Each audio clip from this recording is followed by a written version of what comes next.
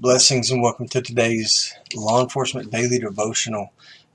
This, I have to admit, is take two. Actually, it's take three of this video. This is our last day in the Old Testament. Tomorrow we're going to be doing a lot of reading out of the Gospels. But today we're finishing up with 1 Chronicles chapter 8, verse 28 through chapter 9, verse 44. We pick up today where we left off yesterday, and that was talking about the tribe of Benjamin and reading about their descendants. And in the first four verses, it continues with that. And then we get to chapter 8, verse 33, and we talk about the most famous Benjamite of the Old Testament, and that's King Saul. Now, there's also a very famous Benjamite in the New Testament named Saul. But Jesus changes his name to Paul. So that's a good read, and we'll get to that eventually. Chapter 8, verse 34 through 40, we talk about the line of Saul, Saul's son Jonathan, and the other children and their descendants, and it goes on to verse 40. And then we get into chapter 9. And chapter 9 talks a lot about the Levites again, about their roles, responsibilities, some of their duties. And in verse 17, we see that there's one specific Levite that is the gatekeeper of the king's gate.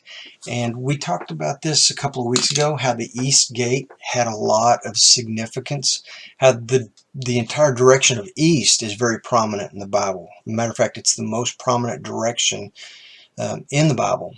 And but our culture today, north is the most prominent direction. We look to the north, and everything is, compasses and maps, everything has got the north on it. Well, in these times, in Jesus' time, and in the Bible, east is the most prominent direction. And the east gate is the gate that is the only person that can come through that gate is the king. And a lot of prophecy about Jesus coming through that gate in the New Jerusalem. Then down to verse 26, it talks about the four gatekeepers in Jerusalem. And they're all Levites, and this was a very important job as well. The Levites held most of the governmental positions, except for the governor or the mayor.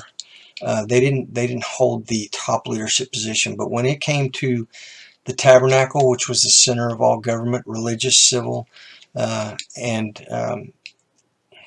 religious, civil, all the governments, the city government, the Levites were the ones who protected it. They were the ones who were in charge of all the utensils and the furnitures within it. They were the singers. They played the musical instruments. So they had a lot of talents, and they were very respected, and they had a lot of jobs that required them to be men of integrity. We see here that they were in charge with the treasury, and they were trusted to keep watch of the treasury. And that kind of goes alongside with the utensils. The utensils were made of gold, the goblets and the plates. But they were in charge of all the utensils during all the feasts, that if they used 20 plates, they got back 20 plates and put them in the treasury, and so on and so forth with all the very important treasuries of Jerusalem.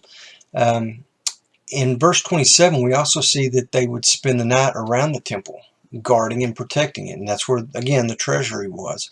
But they were the night shift law enforcement, basically.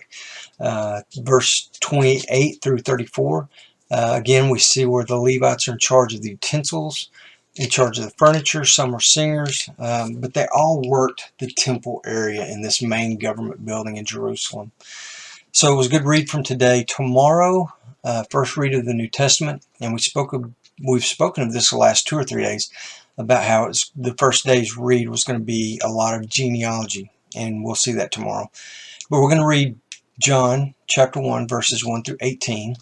We're only going to read the first verse of Mark 1:1. We're going to read Luke 1:1 through 4, and then chapter 3, verse 23 through 38. Then we're going to finish off with Matthew chapter 1, verse 1 through 17. So read ahead. I'll see you back here tomorrow, and in the meantime, you guys be safe.